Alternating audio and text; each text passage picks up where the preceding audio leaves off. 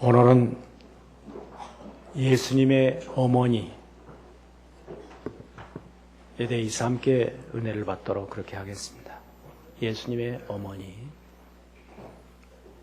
금년은 예수님의 별세를 배우고 전하는 교회예요. 그래서 예수님에 관하여 계속 말씀을 듣게 됩니다. 오늘은 예수님의 어머니. 인류 역사 이래 최고의 존경과 사랑을 받아야 할 어머니는 성모 마리아이십니다. 마리아는 예수님의 어머니십니다. 그런데 예수님은 인간인 동시에 하나님이시기에 마리아는 구세주의 어머니이시며 또한 우리의 어머니십니다. 인류 구원을 위한 하나님의 협조자로서 그리고 하나님의 은혜를 받게 한 최고의 여종이었습니다. 마리아를 성모이제라 부르며 천주교에서는 예수님을 낳은 어머니라고 해서 지극한 공경과 경배와 찬양을 드립니다. 저들은 성모 마리아를 하나님의 어머니라고 부릅니다. 그러면서 저들은 지극한 신격화하는 경향이 있습니다. 저들은 기도할 때 마리아여 저희를 위하여 빌게 하소서 이렇게 기도합니다. 우리는 마리아를 천주교처럼 경배는 못할지라도 그 성스러운 생애는 기리면서 사랑을 마음에 담아 존경함으로 은혜가 될 것입니다. 천주교에서는 성모 마리아를 이렇게 추앙합니다.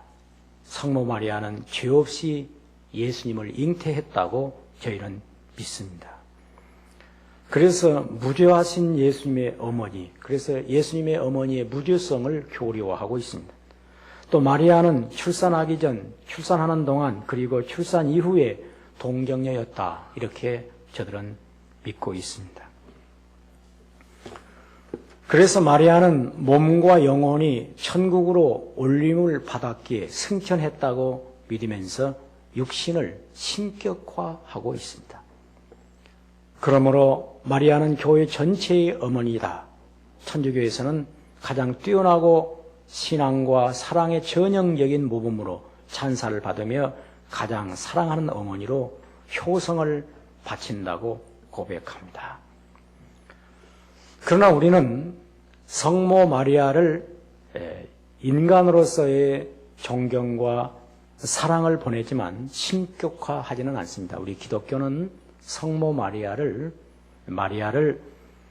우리가 사랑하고 예수님을 낳았다는 그 의미에서 우리가 흠모하지만 그를 무죄한 사람으로는 생각하지 않습니다. 그도 우리와 똑같은 죄인입니다. 또 그가 오늘 말씀에 보면 예수님의 모친과 그 형제들이라고 그랬는데 마리아는 후에 아들들을 낳았습니다. 그래서 예수님은 이제 형이고 그 동생들이 사실은 있었는데 예수님은 태어날 때 성령으로 잉태해서 태어났지만 동생들은 그 몸에서 인간적으로 태어났다는 것입니다. 그런데 천주교에서는 이 형제들을 예수님의 친형제로 보지 아니하고 사촌을 그렇게 본다고 말합니다. 우리는 이 성모 마리아에 대하여 오늘 깊은 하나님의 은혜가 있는데 성모 마리아는 인류 구원 계획에서 구세주의 어머니신 모습에서 최초의 여인 하와와 대조를 이루고 있습니다. 인류 역사의 두 여인을 우리가 기억하는데 처음 여인 하와는 인류의 어머니입니다. 그런데 성모 마리아는 인류 구원 계획에 하나님의 구세주를 낳으신 또 어머니면서 우리의 어머니십니다. 최초 여인 하와는 불순종의 여인으로 죄와 죽음을 가져왔고 마리아는 순종으로 구원하실 구세주와 우리에게 영원한 생명을 약속하셨습니다. 처음 여인 하와는 마귀의 신방을 받았으나 성모 마리아는 천사 가브리엘의 신방을 받았습니다. 처음 여인 하와는 선악과를 따먹고 자기 정욕을 쫓았으나 성모 마리아는 자기를 부정하고 하나님의 뜻을 따랐습니다. 하와는 육안이 열렸습니다. 그러나 마리아는 영안이 열렸습니다. 하와는 결국 죄인의 어머니가 되었고 마리아는 의인의 어머니가 되었던 것입니다. 마리아는 구원의 역사 가운데 은혜를 받은 자로서 또는 여자 중에 복 있는 자로서 중요한 역할을 한 위대한 믿음의 여인으로 우리는 흠모하고 있는 것입니다. 저는 오늘 사람으로 태어난 은혜 가운데 부모님을 잊을 수 없지만 특별히 오늘은 어머님을 생각하면서 은혜를 받고자 합니다. 한국 교회가 오랫동안 어머니 주의를 지켰습니다. 그런데 지금부터 한 30년 전부터 어버이 주일로 바꾸었습니다. 왜냐하면 어머니 주일만 교회에서 지키고 카네이션을 달아주니까 어머니들을 달아줬죠. 처음에는 아버지는 안 달았습니다. 그러니까 아버지들이 질투를 했어요. 왜 자녀를 낳아 기른 그 은혜는 같은데 우리는 왜 소유시키느냐 해서 어버이 주일로 지킵니다. 원래 어머니 주일은 미국에서부터 이제 시킨 그 관리에 따라서 한국 교회도 지키기 시작했는데 어머니 주일이 사실은 한 30년 전부터 사라졌어요. 어버이 주일로 바꿔졌죠. 근데 다시 한번 어머니 주일을 지키면서 생각해 보면 어떤 아버지도 어머니 아들로 태어났기에 모든 인류는 다 아버지와 어머니로서 함께 부모에 태어났지만 결국 아버지가 있었기에 어머니가 있고 그 어머니 속성에 따라 아버지의 본심도 있는 것이기 때문에 우리는 어머니를 더 많이 기억하게 됩니다. 하나님을 아버지라 부르지만 사실은 어머니 같으신 하나님, 또 우리는 하나님의 속성을 다 알 수 없지만 그 본성은 어머니 마음으로 표현되고 있습니다. 그래서 어머니 같으신 하나님이라고 고백합니다. 우리는 어머니를 통해서 하나님을 만날 수 있으며 어머니가 됨으로 하나님의 은혜를 받기도 합니다. 그래서 인간으로서 태어나 여자들 일생이 힘들고 어렵지만 단 한 가지만은 참 큰 축복입니다. 그것은 어머니가 됨으로 하나님의 본성을 자기 속에 가장 많이 담을 수 있다는 겁니다. 똑같은 죄인으로 우리가 태어났지만 일반적인 계시적 의미에서 어머니의 본성 속에 하나님의 속성이 흐르고 있다는 것입니다. 그러므로 어떤 이제 어머니도 비록 그는 신분의 귀천도 있고 학력의 고하도 있고 인격에 여러 가지 부족한 것도 있다 할지라도 그 어머니만한 어머니로서의 그 마음 속에 하나님의 마음을 담게 되었다는 것입니다. 이 땅에서 아버지도 하나님의 본성을 담을 수 있습니다. 또 기도하는 성도들도 하나님의 본성을 담을 수 있습니다. 그러나 인간적 자기 이제 주어진 속성에서 어머니라고 하는 그 위치에서 같이 하나님을 알 길이 없습니다. 저는 오늘 이러한 의미에서 하나님의 은혜를 가장 많이 받을 수 있는 어머니가 된 것에 대하여 이렇게 말해보고 싶습니다. 위대하라 어머니여. 위대하라 어머니여. 어머니는 참으로 위대한 분들입니다. 그것은 그 인격이나 그의 어떤 지성을 통해서 나타나는 것이 아니라 어머니의 마음 속에 하나님의 마음, 예수님의 마음을 담는다는 의미에서 어머니는 위대하다는 것입니다.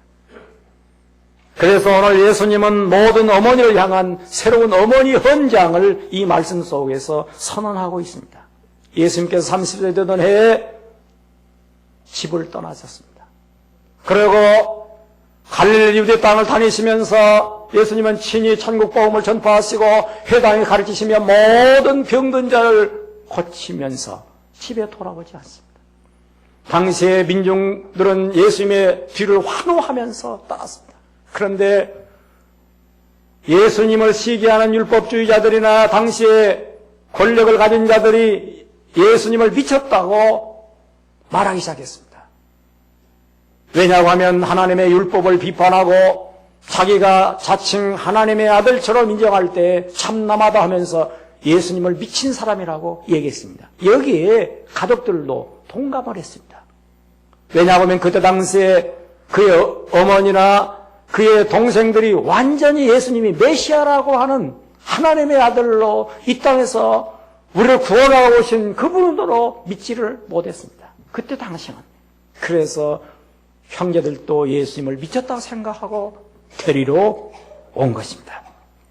너무나 많은 사람들이 둘러싸여 있어서 예수님이 접근하지 못하니까 한 사람을 통해서 예수님의 어머니가 밖에서 기다린다고 소식을 전했습니다.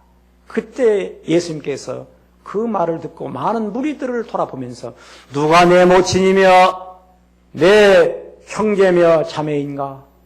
누구든지 하나님의 뜻대로 행하는 자라야 내 모친이다. 여기에서 예수님은 친히 하나님의 모친에 대한 새로운 선언을 합니다. 누구든지 예수님의 어머니가 될 수 있다. 여러분, 이게 얼마나 놀라운 말입니까? 이게 얼마나 참으로 우리들에게 자존감을 세워주는 음성입니까? 여인들에게 누구든지 다 예수님의 어머니가 될 수 있다. 이 말씀은 육신의 어머니를 부정하는 것이 아니요 또 육신의 어머니를 무시하는 것도 아니었습니다. 다만 마리아는 내 어머니지만 내 어머니와 같이 나를 낳은 어머니로서의 그 하나님의 위대한 존재가 될 수 있다는 사실을 오늘 모든 어머니들에게 선언해주고 있습니다. 성모 마리아는 누구에든지 약속된 은총입니다. 누구든지 다 성모 마리아처럼 될 수 있다는 것입니다. 오늘 우리 사랑하는 어머니들이 다 예수님의 어머니가 되는 은혜를 받으시기를 축원합니다. 왜? 예수님은 독보적인 하나님의 아들이십니다. 그가 하나님의 유일한 아들로 이 세상에 우리가 우러러보고 경배하고 찬양하지만 예수님이 한 가지 지닌 비밀이 있습니다. 누구든지 나는 경배를 받고 찬양을 받는 그런 존재가 되기를 원하는 것이 아니라 그대들이 다 나와 같이 되기를 원하노라. 이 땅에 모든 사람들이 잘나고 성공하고 위대한 사람들은 자기만이 모든 삶과 차별해서 대단한 존재가 되기를 원합니다. 그래서 심지어 동상을 만들고 또 자기 자신을 포장해서 신적인 존재인 양 우상화하려고 하는 이 어리석은 인간들에 대하여 예수님은 이와 달리 모든 사람이 나와 같이 되기를 원하노라. 다시 말하면 예수님은 홀로 경배를 받고 찬양을 받는 걸 원하는 게 아니에요. 그런 예수가 아니에요. 다 나와 같이 되라. 그래서 예수님은 하늘로부터 땅에 하나님이시면서 사람의 몸을 입으신 것은 나처럼 여러분들이 다 되어 위대하게 되어 하는 겁니다. 그래서 모든 어머니들이 다 위대한 존재가 되고 모든 어머니들이 낳은 자녀들이 다 예수처럼 되어서 누가 내 모친인가? 하나님의 뜻대로 행하는 자가 내 모친이지. 그래서 예수님은 모든 어머니들을 예수의 모친으로 모시고 싶어 하십니다. 이 은혜가 있기를 축원합니다. 어머니는 하나님의 대리자이십니다. 그러므로 아들에게는 어머니는 하나님 같으신 분입니다. 그래서 자기 어머니에게서 하나님을 볼 수 있는 눈을 가져야 됩니다. 에모스는 사람들은 어머니가 만든 그대로이다. 그래서 이 세계는 사람이 만든 것이며 사람은 어머니가 만든 것이기에 결국 이 세계는 어머니가 만든 그대로일 뿐이다. 그래서 이 세계는 어머니가 만든 그 사람을 통해서 이 세계가 이루어졌다는 것입니다. 위대한 인물은 어머니가 만든 법입니다. 에브라임님, 그는 나의 모든 것과 내가 바란 모든 것과 나의 존재 전부는 나의 천사인 어머니로부터 받은 것이다라고 했습니다. 어머니가 없이 세상에 태어난 인간이 없다면 결국 어머니는 하나님의 대리자인 것입니다. 예수님이 이 세상에 태어나는 신비를 담은 어머니야말로 바로 하나님의 신비를 담은 성모인 것입니다. 이제 우리는 누구든지 어머님을 하나님처럼 만나서 모두 예수님과 같은 그런 하나님의 효자, 하나님의 사람, 하나님의 아들 된 인격자가 되시기를 축원합니다. 먼저 우리는 어머니에게서 하나님의 속성 가운데 최고의 속성, 바로 덮는 사랑을 발견하게 됩니다. 아들, 딸은 어머니의 사랑을 받고 우리는 이 세상을 살아왔습니다. 그 사랑을 덮는 사랑이라고 말합니다. 어머니의 손이 덮어주는 손이었습니다. 어머니의 가슴이 우리를 안아서 덮어주는 가슴이었습니다. 이것이 덮어주는 어머니의 사랑이며 그 어머니의 하나님으로부터 받은 그리스도의 사랑이셨습니다. 죄로 말미암아 멸망할 인류를 모든 허물을 덮어주었던 하나님의 아버지의 사랑, 그리고 죄짓고 두렵고 도망치는 인류에게, 아담과 하와에게 가죽옷을 지어 입히시며 어머니 같은 사랑이 우리를 살려놓은 것입니다. 나실 때 괴로움 다 잊으시고 기르실 때 밤낮으로 애쓰는 마음, 진자리 마른 자리 갈아뉘시며 손발이 다닳도록 고생하시네.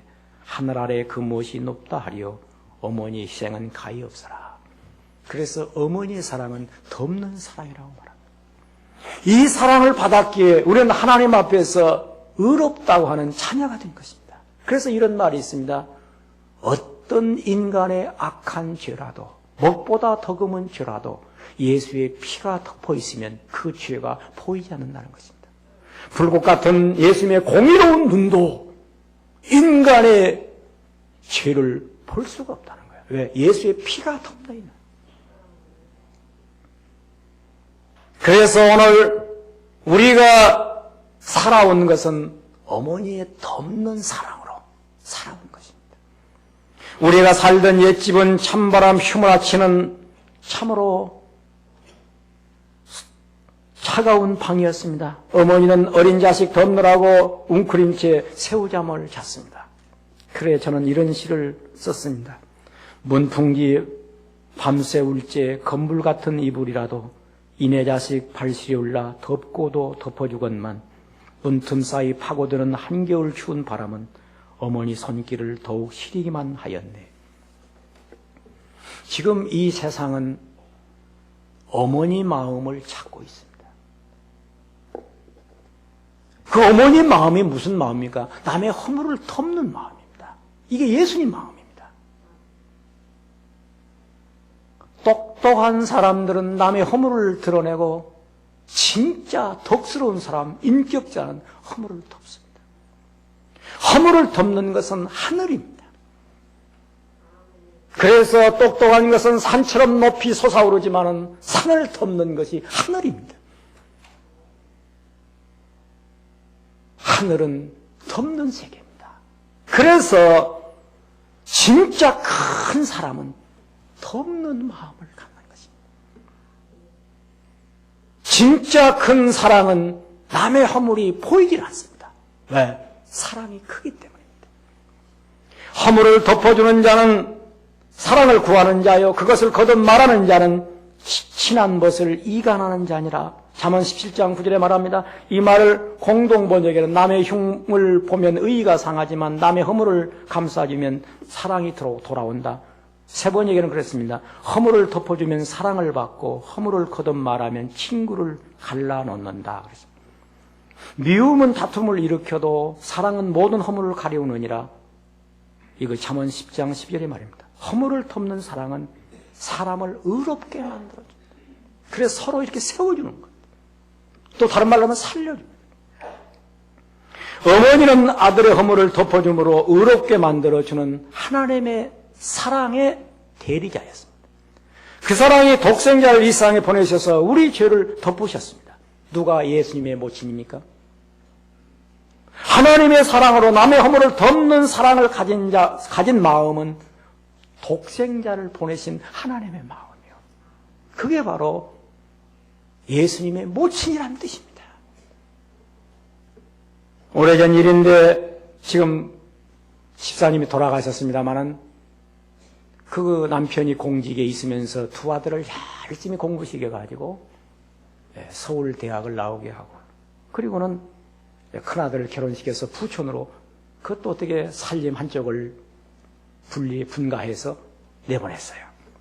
그래, 그 어머니는 이 아들이 어떻게 사나, 결혼해서 어떻게 사나, 그 주례를 제가 했거든요. 어떻게 사나 하고 갔습니다. 가서 이렇게 노크를 딱 하니까 나오는데 아들이 나와요. 아니, 너 오늘 출근 안 했나? 예, 하루 휴가 냈습니다. 뭔 일 있어서? 제 아내가 몸살 나서 이제 누워있기에 좀 돌봐주려고 휴가 냈습니다. 그런데 고무장갑을 딱 끼고 왔어요. 그러고 보니까 부엌에서 세탁하고 뭐 설거지 하다가 나온 거예요. 그러니까 그 어머니가 아주 상당히 자기의식이 분명한 어머니인데 거실에 앉았다가 돌아왔어요. 세상에 자식 이구생식에서 공부시켜 놓으니까 휴가 내서 마누라 시중 든다고 고무장갑 끼워. 아이고, 못난 자식. 내 이런 자식 난이라고 고생하니, 아이고, 속상해. 집어 와버렸어요.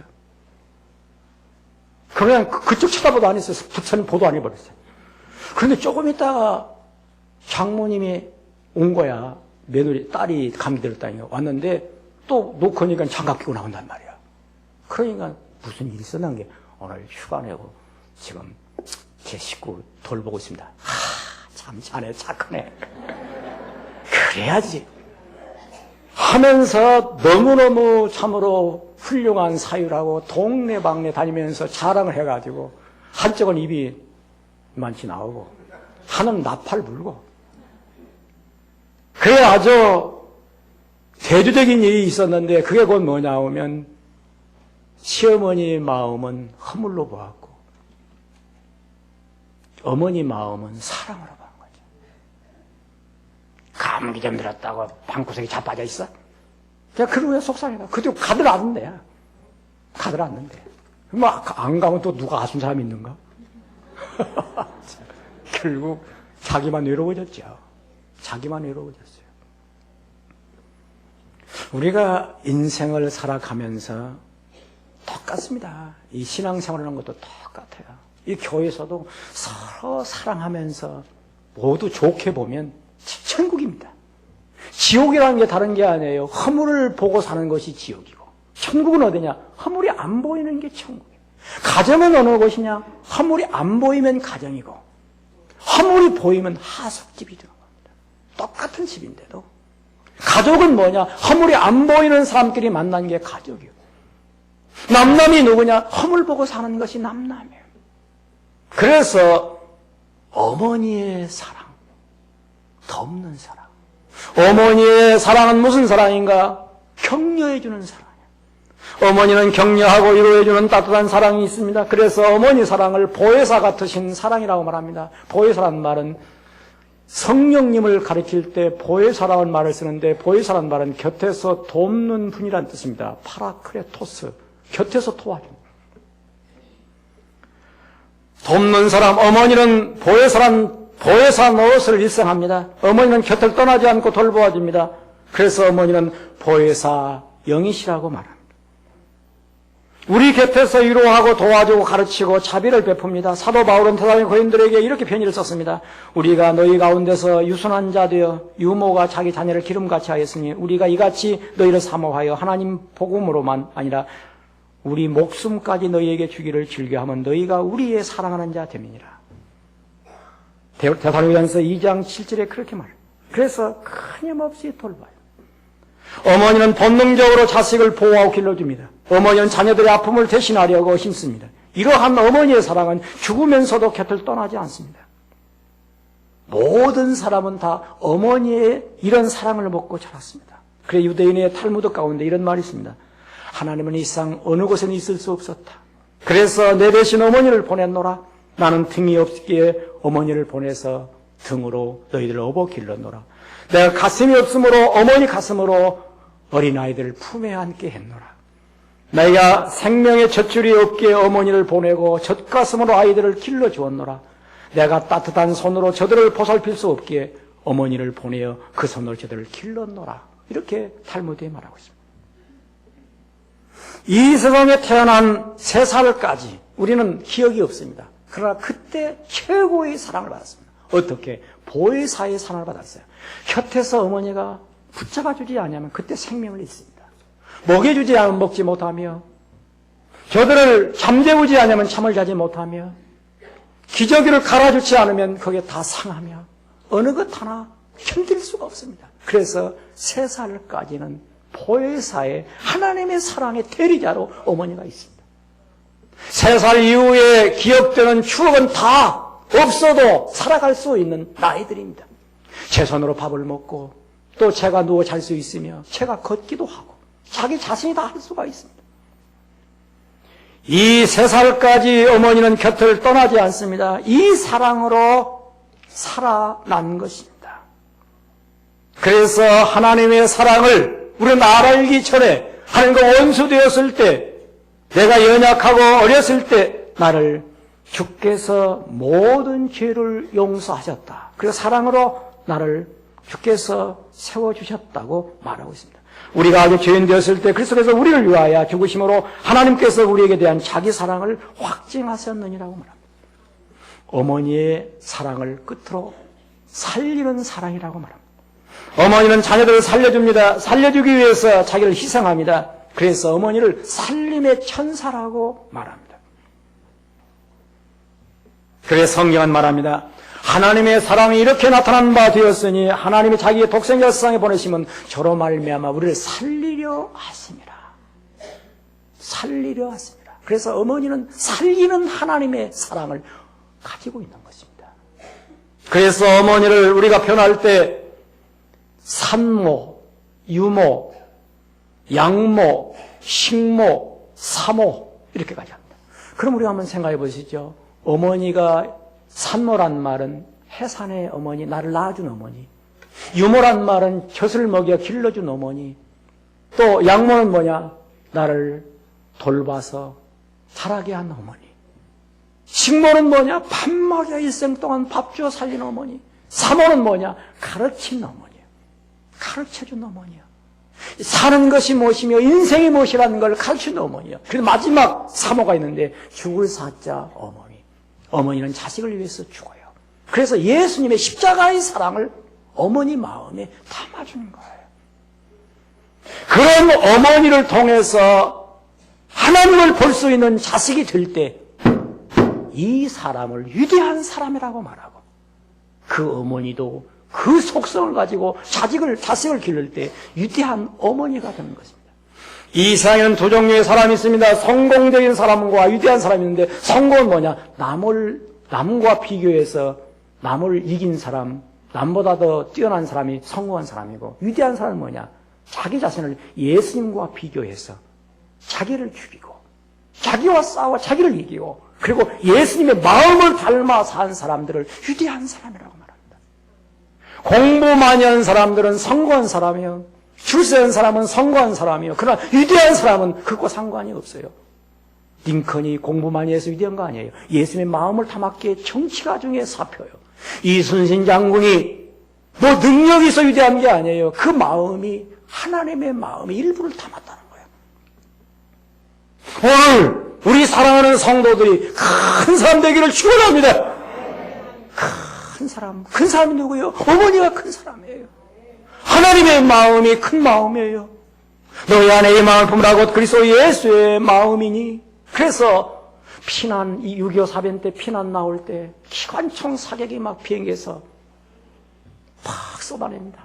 그러니까 등에 아기를 업고 피난 나오던 어머니가 딱 그 아이를 가슴 앞으로 돌리고 엎드렸습니다. 총탄이 어머니의 가슴을 뚫었습니다. 어린 것은 어머니의 가슴 속에서 젖줄에 목을 메고 계속 그 속에 살아있었습니다.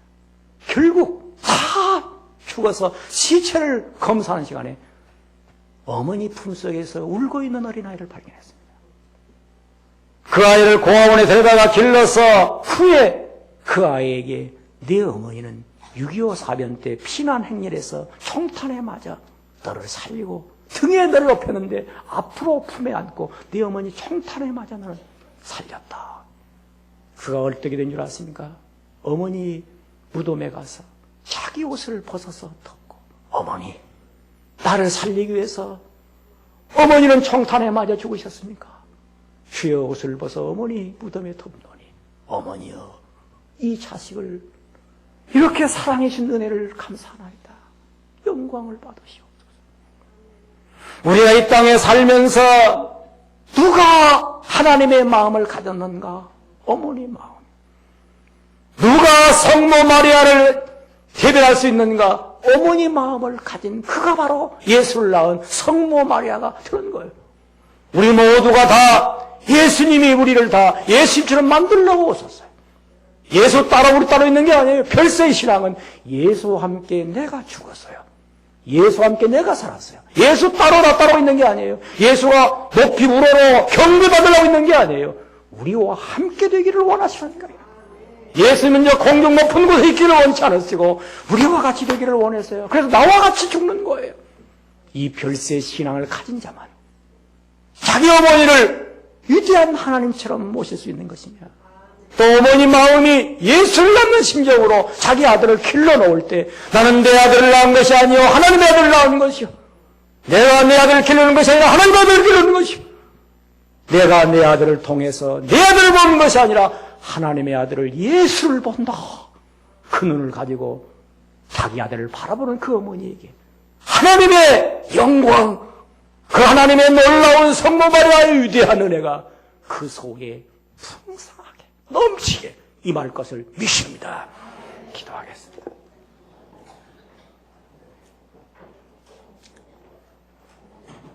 오 살아계신 주시여, 이 시간 그 은혜를 기억하고 주께 영광을 드립니다. 죄 많고 허물 많은 저들을 버리지 아니하시고 이 은혜 주셨사오니 이제 예수님의 큰 사랑 받게 하시고 큰 은혜 입었사오니 오 주여 우리의 모든 어머니에게서 예수님의 어머니를 보게 하시고 우리 어머니에게서 하나님의 사랑을 보게 하시고 하나님의 대리자임을 보게 하옵소서. 그래서 평생에 어머니의 은혜를 기억하고 하나님의 아들로 살게 하시고 어머니의 은혜를 기억하면서 참으로 예수님의 모습을 닮아가게 하옵소서.